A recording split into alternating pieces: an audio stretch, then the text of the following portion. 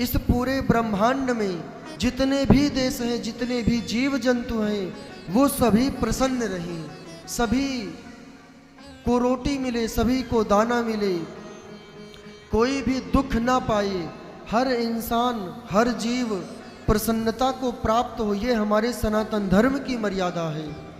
जब ब्राह्मण देवता विप्र पूजन करवाते हैं तब सर्वे भवन्तु सुखिनः, सबके सुखी होने की कामना करते हैं। ब्राह्मण ऐसे होते हैं जो आपका कल्याण चाहते हैं, आपके घर में सदैव मंगल होता रहे, ये कामना सिर्फ ब्राह्मण की होती है। मानते हैं कि नहीं मानते? सिर्फ ब्राह्मण की कामना होती है। एक वकील की इच्छा यही होती है कि आप लोगों के ऊपर कितने मुकदमे हो जाएं, आप हमारे चक्कर लगाते रहो। हाँ, पुलिस प्रशासन की यही इच्छा रहती है कि कितना अधिक से अधिक केस चले ताकि हम लोगों को पकड़ते रहें और उनसे धन हम प्राप्त करते रहें।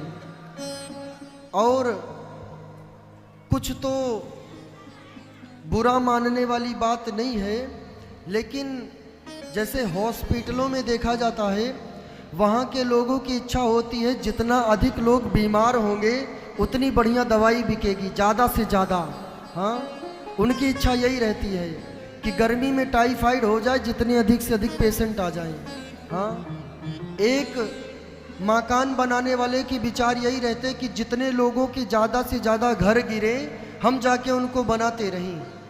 हाँ, बिजली ठीक करने वाला हर किसी के यहाँ का फ्यूज उड़ा रहे, हम जाके ठीक करते रहें। लेकिन मात्र एक ब्राह्मण होता है जो विचार करता है आपके घर में 4 व्हीलर गाड़ी आ जाए ताकि हम पूजन करवाने जाएं। वो विचार करता है कि आपके नए नए मकान बने ताकि हम जाके आपका गृह प्रवेश करवाएं। हमेशा आपके बालक होते रहें ताकि हम नामकरण संस्कार करवाएं, बालक बड़े होएं ताकि आपके बच्चों का विवाह करवाएं। ये कामना सिर्फ ब्राह्मण की होती है और ब्राह्मण की कृपा से ही लोगों के कार्य सिद्ध होते हैं। ब्राह्मण ही चाहता है कि आप सदैव सुखी रहें, आपके सुख की कामना सिर्फ ब्राह्मण करता है। इसलिए अपने जीवन में कभी भी ब्राह्मणों का तिरस्कार, ब्राह्मणों का अपमान नहीं करना चाहिए। हमेशा ब्राह्मणों का सम्मान हो। ब्राह्मणों के बाद में संपूर्ण मानव जाति का सम्मान होना चाहिए। जो भगवान के भक्त हैं, जो भगवान से जुड़ के रहते हैं, हम संकल्प लें कि हम संपूर्ण भगवान के भक्तों का, जो भगवान के दूर हैं उनको करीब लाएंगे और जो करीब हैं उनको साथ लेकर के भगवान का कीर्तन करेंगे। ये कामना सिर्फ और सिर्फ भगवान का सच्चा भक्त ही कर सकता है और कोई नहीं कर सकता। श्री सुखदेव जी महाराज पहुँचे शुक्रताल गंगा नदी के किनारे। राजा परीक्षित चरणों में बैठे हैं।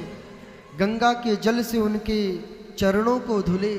चरणों को धुलने के बाद राजा परीक्षित हाथ जोड़ के प्रार्थना करते हैं, हे गुरुदेव भगवान, आप हमारे ऊपर कृपा करो। सुखदेव जी ने कहा कि परीक्षित कौन सी कृपा करें, आपको किस बात का दुख है?